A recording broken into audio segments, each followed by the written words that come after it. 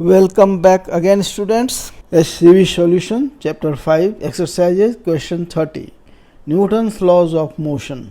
Figure 5e13 में दिखाए गए स्ट्रिंग में टेंशन पता कीजिए। पुली और स्ट्रिंग लाइट हैं तथा सारे सरफेसेस फ्रिक्शनलेस हैं। G का वैल्यू लीजिए, G इक्वल टू 10 मीटर पर सेकेंड स्क्वायर। आंसर। फिगर को देखने से स्पष्ट है कि जब यह सिस्टम मूव करेगा तो दोनों ही ब्लॉक का डिस्प्लेसमेंट एक फिक्स्ड टाइम इंटरवल में सेम होगा, यानी किसी भी इंस्टेंट पर दोनों ही ब्लॉक्स की वेलोसिटी और एक्सेलरेशन सेम होगा।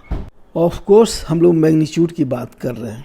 मान लेते हैं कि इन ब्लॉक्स का एक्सेलरेशन a है तथा स्ट्रिंग में टेंशन T है, तो इन पर फोर्सेस के विचार करने के लिए हम लोग दोनों का फ्री बॉडी डायग्राम बनाते हैं, जो कि यहाँ पर दिया हुआ है। सरफेस वाले ब्लॉक पर सिर्फ एक फोर्स टेंशन T लग रहा है और इसका एक्सेलरेशन a है, तो force equal to mass into acceleration से T इक्वल टू ma। इसके वेट को सरफेस का नॉर्मल रिएक्शन काउंटर करता है, इसलिए हम लोग यहाँ उसे नहीं शो कर रहे हैं।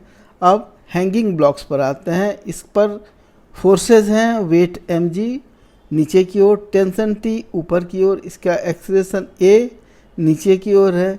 तो force equal to mass into acceleration के अनुसार mg minus T equal to ma। चूँकि हमें टेंशन T निकालना है, इसलिए इसमें हम लोग ma को T से रिप्लेस कर देते हैं, तो हमारा हो जाता है mg minus T equal to T, that is 2T equal to mg, that is T equal to mg by 2। हमें दिया हुआ है mg इक्वल टू 1 kg तथा g इक्वल टू 10 मीटर पर सेकेंड स्क्वायर।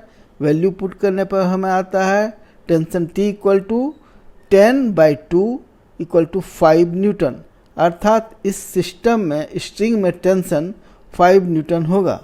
वीडियो सॉल्यूशन देखने के लिए धन्यवाद। कृपया वीडियो को लाइक और शेयर करें तथा चैनल को सब्सक्राइब करें। Thank you. Visit again.